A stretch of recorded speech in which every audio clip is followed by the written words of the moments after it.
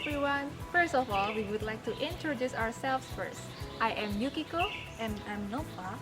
We are both students from Ma Chung University English Department in Malang, Indonesia. In this video, we would like to interview one of the best professors we've ever met. He is Professor Eugenius Sadtono, 82 years old and still teaching. He had an amazing experience of teaching English not only in Indonesia but also in other countries. He would like to share his life of teaching English with you all. May you enjoy this video of his inspiring story. What inspired you to be an English teacher? Because I was inspired by my English teacher at the SMP. My English teacher was very good, so I would like to be like him. Second question, what is the best part of being an English teacher? One of them is that I can go overseas to different countries because of my English speaking ability. What is the most interesting country you've ever visited? I would also say one of the most interesting countries is Japan and Switzerland, because Japan is very different from other countries, and Switzerland is very beautiful. It's a very beautiful country to me. Did you also teach English in Japan? No, I taught Indonesian as a foreign language in Japan. In Switzerland, I only attended a conference in Switzerland, and I went to different parts of Switzerland. What is the hardest part of being an English teacher? The hardest part is when you teach and you think that you are not successful in teaching English to a particular student. That is one of the hardest parts of being an English teacher. Okay. So, what was the subject of that? The subject is English in general, but usually the student lacks the ability to use grammar. So, how did you overcome that kind of thing? It takes a long time to make somebody able to use grammar correctly. Okay.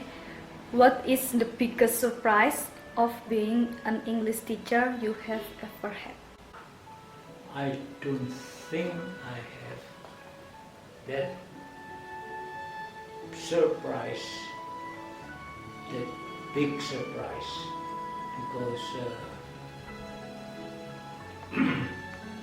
the biggest thing that is not related to English teacher is that my students slept during the class. The next question is, if you had to imagine your life of not being an English teacher, what would it be? I would work in a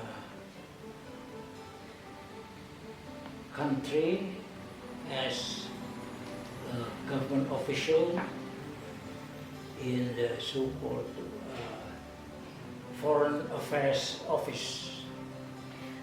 What is your motivational quote which keeps your spirit up to teach all this time?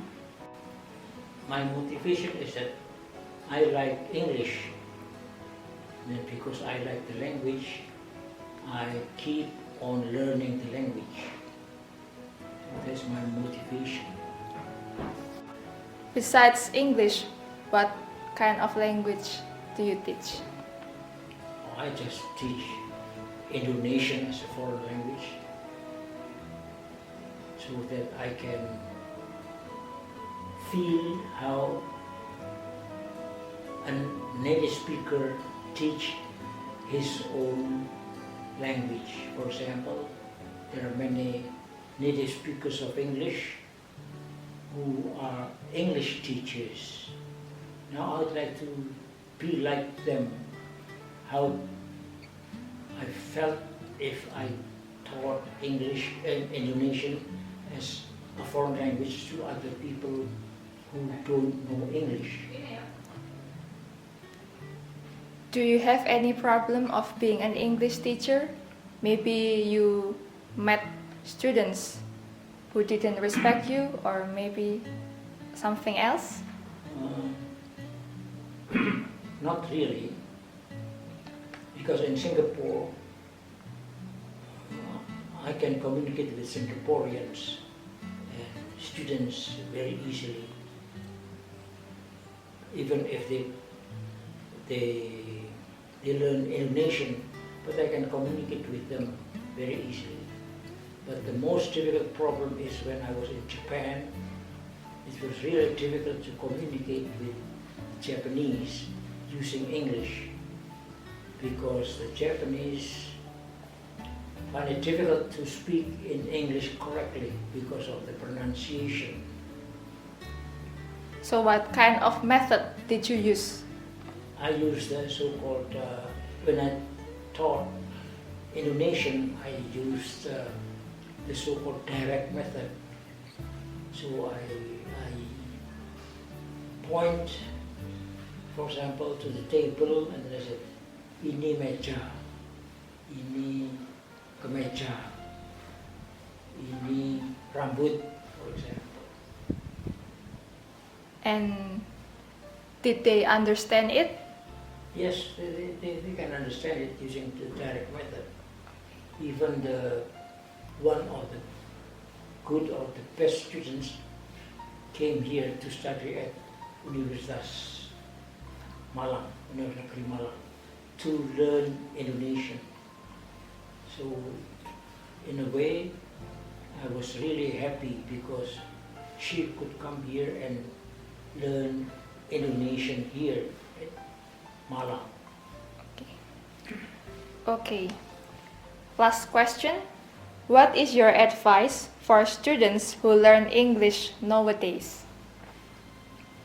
Learning a foreign language is a lifetime business, so there's no end to it, because there are still lots of things we have got to learn about English, how you learn English until you speak, if it is possible, like a native speaker.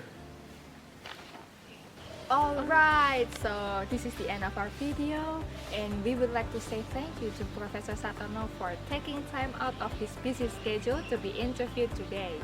His story of teaching English is really interesting, and we hope that this video can inspire you.